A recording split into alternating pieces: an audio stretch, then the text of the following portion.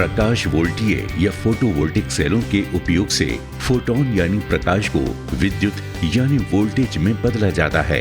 प्रकाश वोल्टीय सेलों को solar photovoltaic cell या solar PV cell के नाम से भी जाना जाता है। अधिकांश सौर सेल सिलिकॉन नामक सामग्री से बने होते हैं, लेकिन कुछ कार्बनिक और अकार्बनिक पदार्थों से युक्त विशेष पदार्थों का उपयोग करके सौर सेलों का विकास किया जा रहा है। यहाँ हम ऐसे ही विशिष्ट सौर सेलों को समझेंगे।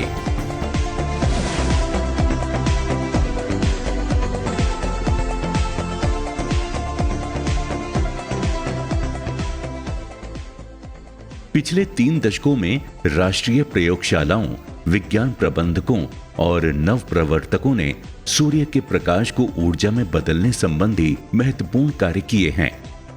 क्षेत्र में मौलिक अनुसंधान में बहुत अच्छा कार्य किया है। ऐसा इसलिए संभव हो पाया है क्योंकि कई दशकों से भारत ने भौतिकी, सामग्री विज्ञान और रसायन विज्ञान में बहुत सारे प्रयास किए हैं। ये सभी फोटोवोल्टिक सौर प्रकाश वोल्टीय सेलों पर अनुसंधान और विकास में अनगिनत प्रयासों के माध्यम से कुछ बेहतरीन परिणाम प्राप्त हुए हैं, जिससे अनोखी सौर सेल प्रक्रियाओं का पता लगाया जा सका है। उन्होंने रासायनिक स्टेशन बनाए जो स्वचालित रूप से काम करते हैं। उन्होंने मोल्डिंग क्षेत्र स्थापित किए और जब सौर प्रकाश वोल्टीय सेलों को कोटिंग करने की बात आई तो उन्होंने ऐसे उपकरण तैयार किए जो अन्य तकनीकों के विकास के अलावा असाधारण रूप से अच्छा प्रदर्शन कर रहे थे। और ये सब कुछ नए स्थान का दावा करता है जब 1981 में पहला भारतीय वैज्ञानिक अभियान विशेष सौर प्रकाश वोल्टीय सेलों पावर पैक के साथ आगे बढ़ा। मानव रहित अपतटीय तेल सौर प्रकाश वोल्टीय ऊर्जा प्रणालियों पर भारी थे। सौर प्रकाश वोल्टीय फोल्डेबल मॉड्यूल ने अन्य अनगिनत उपलब्धियों के अलावा 1984 के एवरेस्ट अभियान में जान फूंक दी थी। ये अतीत की उपलब्धियां थीं, लेकिन आज इस कार्यक्रम में हम आपको मुंबई स्थित भारतीय प्रौद्योगिकी संस्थान में ले चलते हैं, जहां हम आपको भारत में किए जा रहे कुछ ऐसे हालिया विकासों से रूबरू कराएंगे। सौर ऊर्जा सबसे अधिक उपयोग किया जाने वाला अक्षय ऊर्जा स्रोत है, लेकिन विद्युत उत्पन्न करने के लिए सौर ऊर्जा का उपयोग कैसे किया जाता है? सौर या प्रकाश ऊर्जा को विद्युत ऊर्जा में परिवर्तित करने के लिए एक फोटोवोल्टिक या पीवी प्रणाली का उपयोग किया जाता है। पीवी प्रणाली के मूल घटक को सौर सेल के रूप में जाना जाता है। एक सोलर सेल में लगभग 0.5 वोल्ट विद्युत उत्पन्न करने की क्षमता होती है।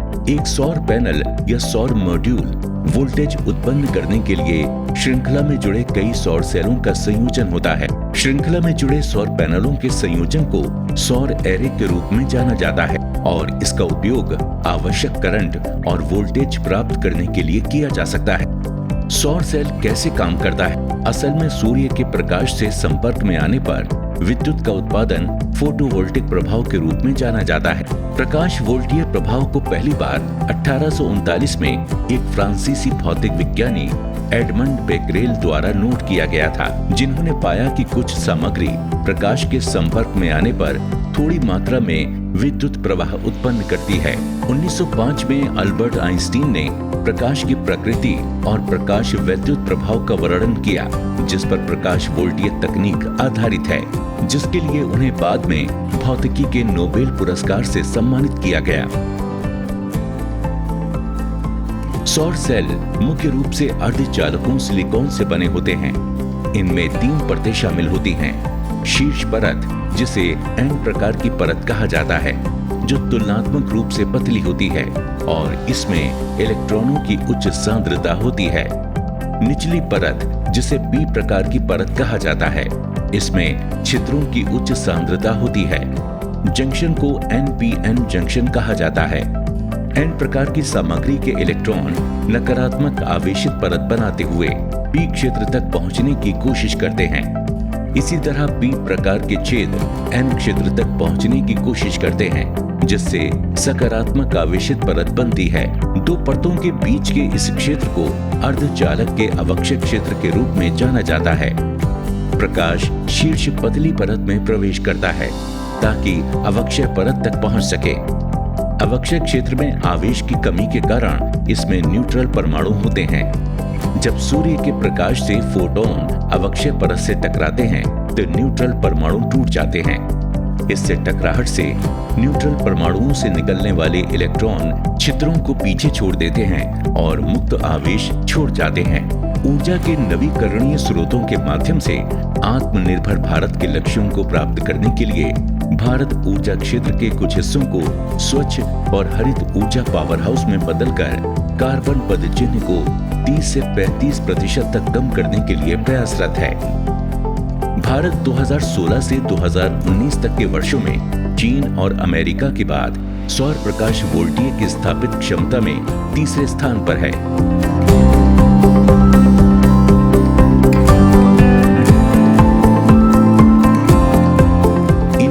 से अब हम रूबरू होंगे आईआईटी मुंबई के ऊर्जा विज्ञान और इंजीनियरिंग विभाग के साथ साथ राष्ट्रीय प्रकाश वोल्टीय अनुसंधान एवं शिक्षा केंद्र यानी NCPRE में सौर प्रकाश वोल्टीय सेल बनाने की कुछ नई सामग्री और अभिनव तरीके विकसित किए गए हैं। अब हम जानते हैं कि सौर फोटोवोल्टिक में नया क्या है।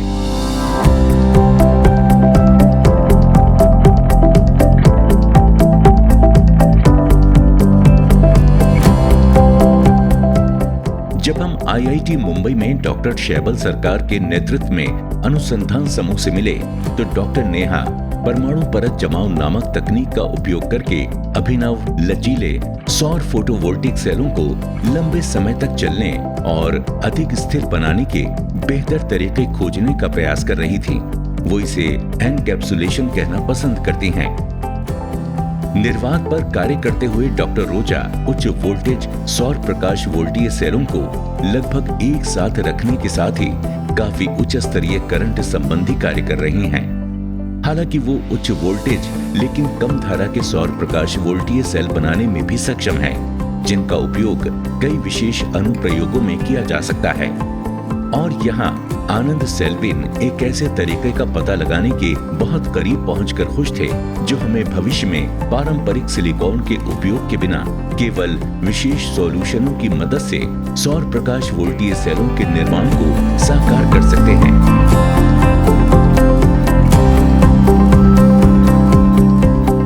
डॉक्टर शैबल सरकार इस कार्यक्रम के बारे में कुछ और जानकारी हमसे बाद में साझा करेंगे। करीब से देखने पर पता चलता है कि ये शोधकर्ता आंख के उस परीक्षण तक पहुंचे हैं जिस चरण पर आपने अभी कुछ देर पहले नजर डाली थी।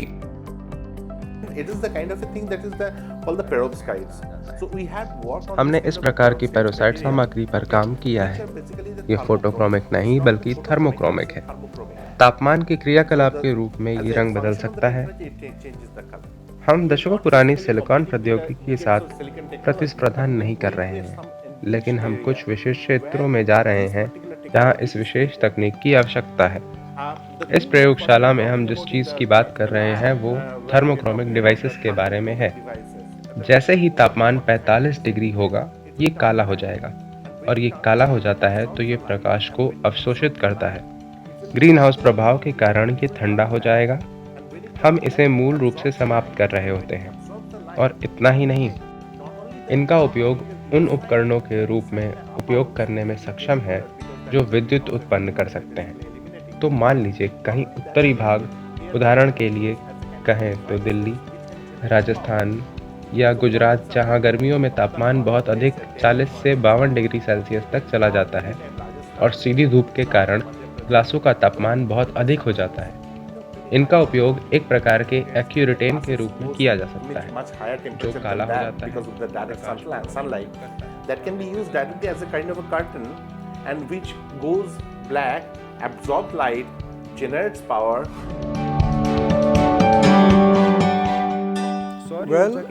जब हम बात करते हैं तो असल में दो अलग अलग प्रकार की सौर ऊर्जा के बारे में बात कर रहे होते हैं। एक है सौर ऊर्जा वोल्टीय और दूसरी सौर ऊर्जा केंद्रित। भारत में इन दोनों क्षेत्र में बहुत ही अच्छा अनुसंधान और विकास हुआ है। सोलर थर्मल क्षेत्र में हमारे पास बहुत सारी रोचक गतिविधियां चल रही हैं और हमें उम्मीद है कि तैनात किया जाए।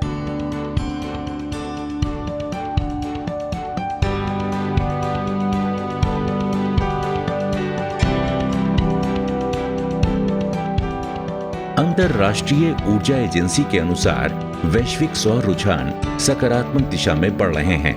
अब आगामी 5 साल के पूर्वानुमानों में प्रकाश वोल्टीय यानी पीवी से वैश्विक ऊर्जा क्षमता में विस्तार के नेतृत्व करने की उम्मीद है। एजेंसी का अनुमान है कि यदि पेरिस शिखर सम्मेलन द्वारा निर्धारित जलवायु परिवर्तन लक्ष्यों को पूरा किया जाना है तो सौर पीवी क्षमता को 2040 तक दुनिया की सबसे बड़ी स्थापित क्षमता बनना होगा, जो कुल ऊर्जा खपत का लगभग 25% होगी। प्रक्रिया में मोटे तौर पर रोल टू रोल निर्माण प्रक्रिया को देखना चाहते हैं। रोल टू रोल निर्माण प्रक्रिया अखबारों की छपाई की प्रक्रिया जैसी ही है। एक तरफ कागज का एक रोल होता है और प्रिंटिंग प्रेस के माध्यम से दूसरी तरफ इकट्ठा हो जाता है। अब इसी तरह आप इसे कांच के लिए करेंगे। सिवाय इसके कि बीच में पेपर को प्रिंट करें, हम वास्तव में फोटोवोल्टिक सामग्री को प्रिंट करेंगे।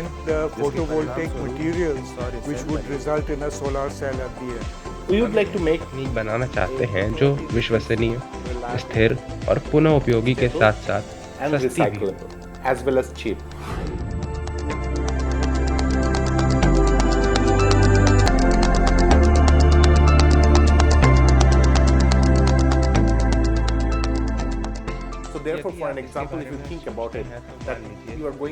आप किसी लंबी पैदल यात्रा के लिए जा रहे हैं या कहीं बाहर जा रहे हैं, आपके पास सेल है, आप बस इसे फैलाते हैं पर्दे की तरह, आप इसे लगाते हैं, आप इसे उपकरण बनाते हैं। चीज़ें काम कर सकती हैं और आप वापस आ सकते हैं। यदि ये खराब हो जाए तो हम इन्हें रिसाइकिल कर सकते हैं और फिर से आपको नया सेल मिल जाएगा। ये मोबाइल बैटरी चार्जर की तरह ही है। आप इसे चार्ज कर सकते हैं और फिर आप इसका पुनः उपयोग कर सकते हैं। तो ये उस तरह की कार्यप्रणाली हो सकती है जिसका हम अनुसरण कर रहे हैं। दूसरा उदाहरण यह हो सकता है कि आप जानते हैं हमारी सेना जो सियाचिन की सीमावर्ती क्षेत्रों में जाती है, वो ऐसे सब्ट्रैक्ट का उपयोग कर सकते हैं। वो इन उपकरणों का उपयोग कर सकते हैं। वो इसे लेकर जा सकते हैं। ये लचीला है और वजन में बहुत हल्का है और जब वो वापस आते हैं तो हमें इनको वापस दे सकते हैं। इस प्रकार इन चीज़ों को रिसाइकिल कर सकते हैं और वो वही हार्डवेयर उन्हें वापस दे देंगे तो हम उसे वापस hardware back to them so that they can reuse it.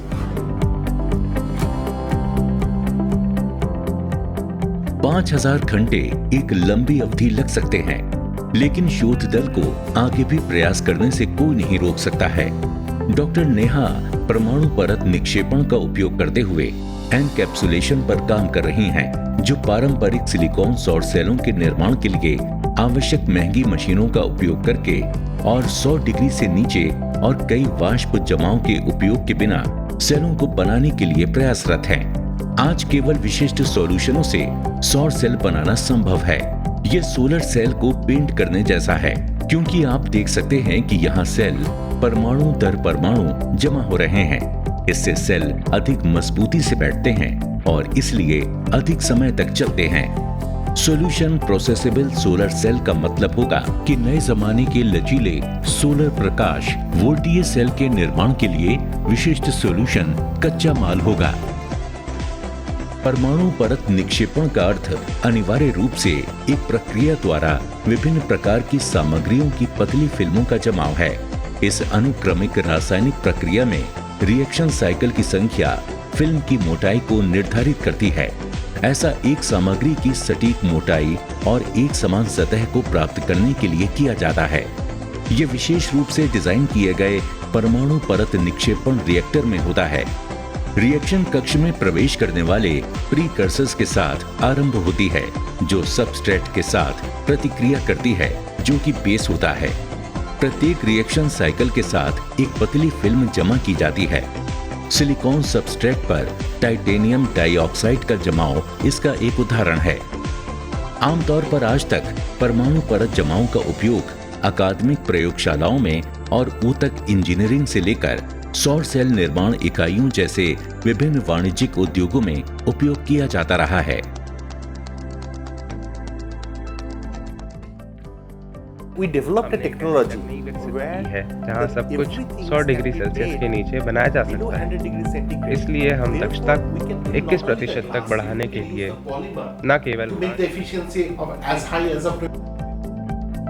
खैर, ये उतना आसान नहीं जितना लगता है। सबस्ट्रेट जो बेस है, जिस पर नवीन लचीले सौर फोटोवोल्टिक सेलों को रखा गया है, वो महंगा है और इसलिए IIT मुंबई में centre for energy science and engineering का शोध समूह इस समस्या को हल करने के तरीके खोज रहा है। The substrate that what we are इस्तेमाल using कर रहे हैं, ठीक है, वो बहुत महंगा है, लेकिन यदि हम सबट्रैक्ट को फिर से अच्छी तरह और बाद में पुनः उपयोग कर सकते हैं, इसलिए इस तकनीक को और अधिक व्यवहार्य और बहुत अधिक viable and much more cheaper.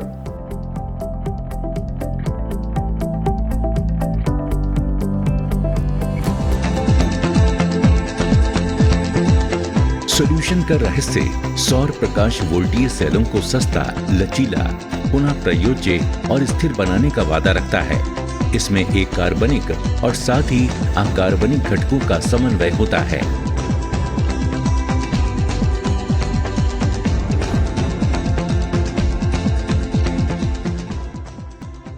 So the organic counterpart सामग्री के गुणों में बहुत अंतर होता है। इससे ये सामग्री को बहुत कम तापमान पर काम करने योग्य बनाता है।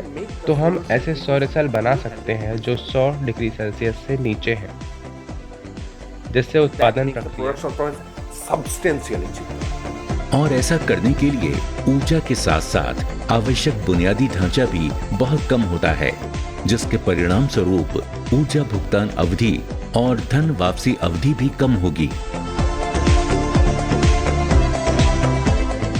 हालांकि उत्साह नया है। पेरोव्स्काइट को कम से कम 1830 के दशक से विज्ञान के क्षेत्र में जाना जाता है। उस समय इसे पहली बार जर्मन खनिज विज्ञानी गुस्ताव रोच ने यूराल पहाड़ों में पूर्वेक्षण करते हुए पहचाना था और इसका नाम रूसी खनिजविद लेव पेरोव्स्की के नाम पर रखा गया था। बाद के दशकों में पेरोव्स्काइट की परमाणु संरचना को संश्लेषित करना आसान हो गया। हालांकि 2009 में जापानी शोधकर्ता सुतोमो मियासाका ने पाया कि पेरोव्स्काइट्स का उपयोग फोटोवोल्टिक सौर सेलों को बनाने के लिए किया जा सकता है।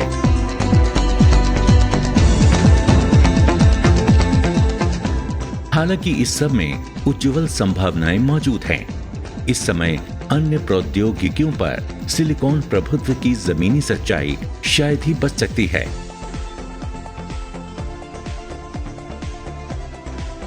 Reliability is very important because क्योंकि एक बार स्थापित मॉड्यूल को 25 वर्षों के लिए बाहर रहना होता है और ये बहुत लंबा समय है और ये बहुत ही मांग वाला समय है। कई जलवायु क्षेत्र, उदाहरण के लिए भारत में राजस्थान और यूएस में एरिज़ोना जैसे बहुत गर्म जलवायु में भी इसकी मांग है, जहां मॉड्यूल तैनात किए गए हैं और इसीलिए हमें ये सुनिश्चित करने की आवश्यकता है कि एक बार मैदान में आने के बाद वो पूरे 25 वर्षों तक बना रहे और हम वास्तव में इस समय को बढ़ाकर विश्वसनीयता वास्तव में बहुत महत्वपूर्ण है, क्योंकि एक बार स्थापित मॉड्यूल को कम से कम 20 वर्षों के लिए क्षेत्र में बाहर होना पड़ता है और शायद यही कारण है कि वो ये देखने का प्रयास कर रहे हैं कि इस क्षेत्र में इसे सबसे अच्छे तरीके से कैसे प्राप्त किया जा सकता है। सॉइलिंग लॉस की गणना करने की कोशिश कर रहे हैं। हमने विभिन्न तकनीकों के सोलर मॉड्यूल स्थापित किए हैं। इन सभी मॉड्यूलों में झुकाव है। झुकाव 19 डिग्री है, जो मुंबई का अक्षांश है। वे 2 मॉड्यूल 90 डिग्री पर हैं। हम इन विभिन्न प्रकारों और प्रौद्योगिकियों के नुकसान का पता लगाने की कोशिश कर रहे हैं। इसलिए हम 2 मॉड्यूलों के प्रत्येक मॉड्यूल सेट के एक मॉड्यूल को साफ करते हैं।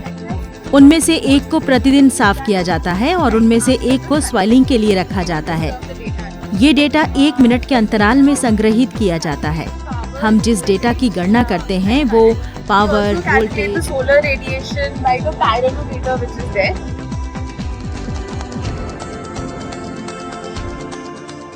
सौर प्रौद्योगिकी के विकास के साथ इसकी लागत भी कम हो रही है। इसके साथ ही ग्रिड कनेक्टिविटी में सुधार हो रहा है।